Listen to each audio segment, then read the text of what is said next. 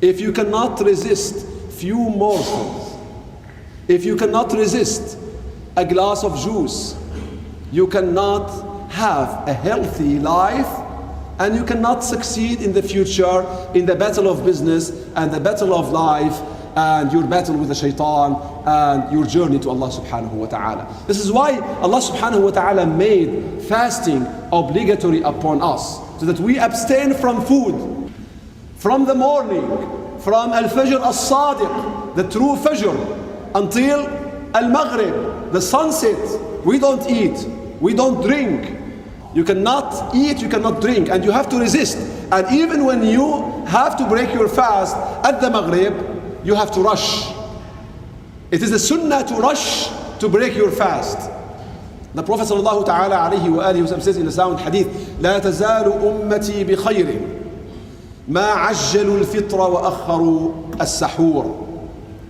My ummah would still be in a good state as long as my ummah hastens to break their fast and eat sahur the latest in the morning.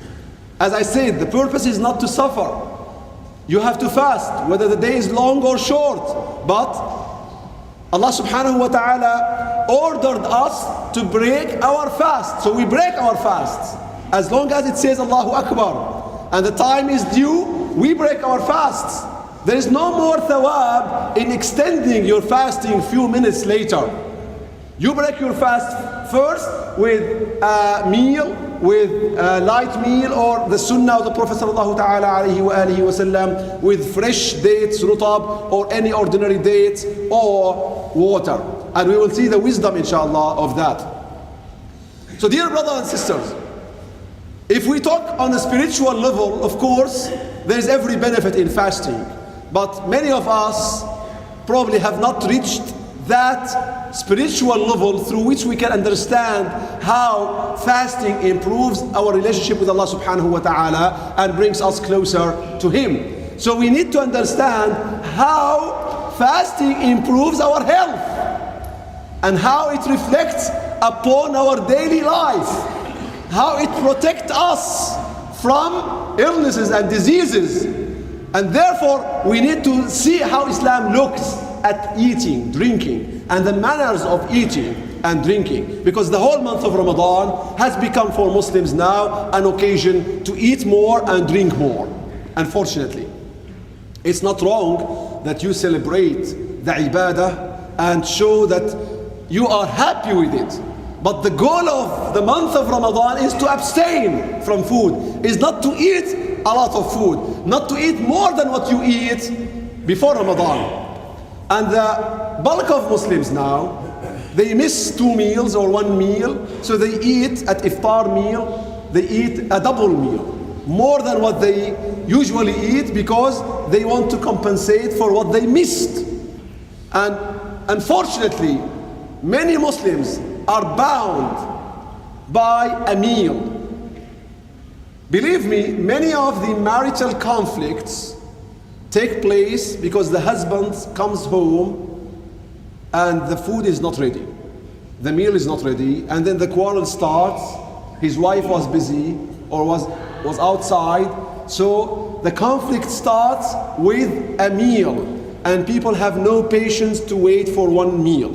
So at iftar time, they want to compensate for all the meals and the food they missed during the day. This is not the goal of fasting. The goal of fasting is to get during Ramadan less food, lesser than what you usually get during around the year. You have 11 months to eat, but during this month you need to understand that you can do with little. Believe me, you can do with a lot less than what we usually eat. And there is a common joke, anecdote. Actually, I read this in America here. It says, in order to survive, we only need quarter of what we usually eat. And you know what? Why we eat the other 3/4? They say here in America that we eat the other 3/4 in order for the doctors to live. Actually, we need quarter of what we usually eat. But of course, if you get to cut down the amount of morsels or food you usually eat, you're going to get sick and hungry.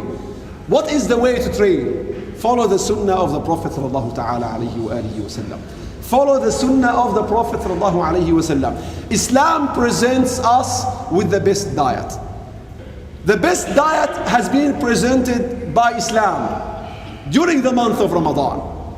If the people of this country discover what fasting means, not on a spiritual level, but on a physiological level, and how much it benefits our health and how much it improves our well-being, then they would all fast. And this is one good channel and one of the best channels to get people into Islam. Because people in this country spend $40 billion, believe it or not, $40 billion in America are spent every year on diet and diet-related products. The same amount, the same sum that is spent on education. $40 billion on diet, it is the best business and one of the best businesses. And in Islam, you don't want more than fasting. But fasting the proper way, fasting the perfect way.